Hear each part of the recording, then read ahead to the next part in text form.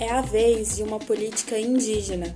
O Ministério dos Povos Indígenas, a FUNAI e a CESAI iniciam um novo capítulo para as políticas públicas para os povos indígenas no país. E o protagonismo dos povos indígenas nos cargos do novo governo é uma novidade histórica. Acompanhe essas mudanças de perto aqui com a gente no Fique Sabendo e nas redes do Instituto Socioambiental.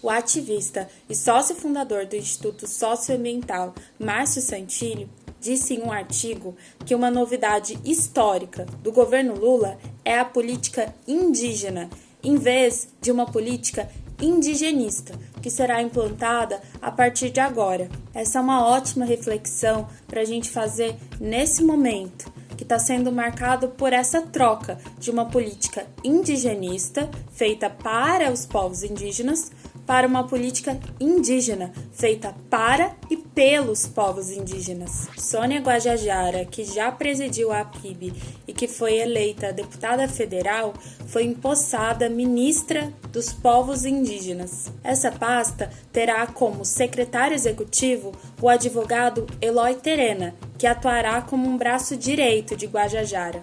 A FUNAI passa a ser chamada Fundação Nacional dos Povos Indígenas e não mais Fundação Nacional do Índio, e será presidida pela Joênia Wapichana. É a primeira vez que uma mulher indígena preside a FUNAI. O Ministério da Saúde também vai ganhar representação indígena. A CESAI será presidida pelo também advogado Weibe Tapeba.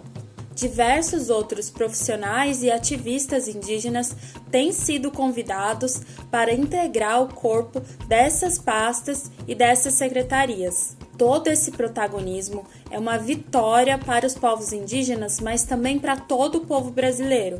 Vem com a gente conferir o que foram essas primeiras semanas desse levante indígena no governo. Um dos primeiros atos do novo ministério foi a revogação de uma norma que flexibilizava a exploração de madeira dentro de terras indígenas.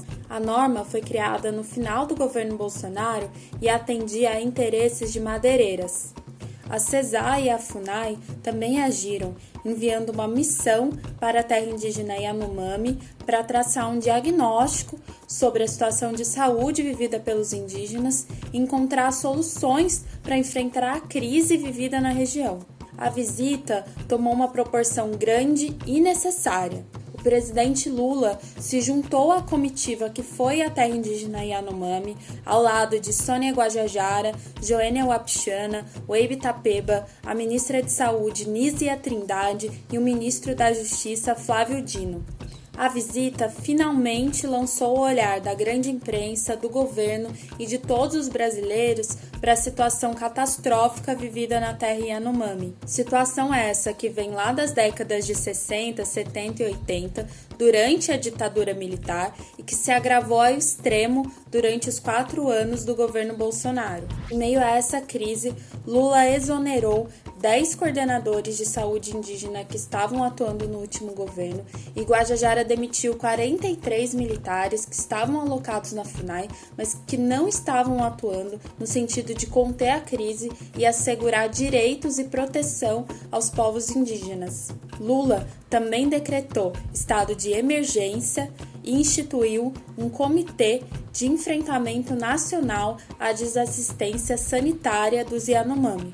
E não para por aí, porque a FUNAI e o Ministério mostraram que vão acompanhar e apurar casos de violência que têm acontecido contra povos indígenas em todo o país nos últimos anos. Um gabinete de crise foi criado por Guajajara para apurar casos de violência que têm acontecido contra indígenas no sul da Bahia que lutam pela demarcação de suas terras. A portaria que instituiu o gabinete de crise foi assinada em caráter emergencial depois que 2 lideranças pataxó foram assassinadas no início desse ano. Para seguir acompanhando as ações do novo ministério, da FUNAI e da CESAI, acesse o site socioambiental.org e fique ligado.